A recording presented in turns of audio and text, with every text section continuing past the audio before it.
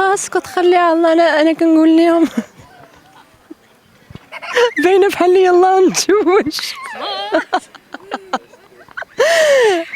فيعني اللوك كان حلو، فكرة خولة ذكية جدا، بغى تخلينا نعيشوا الدور العروس مرة أخرى.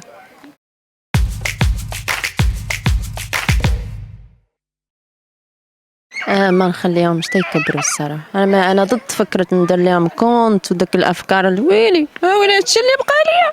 خليني يبانوا معايا ماشي مشكل، فهمتيني، مرة ولكن ندير لهم كونت فكرة سيئة يعني. تتكبر هي دير اللي بغاتها بالاحترام والصواب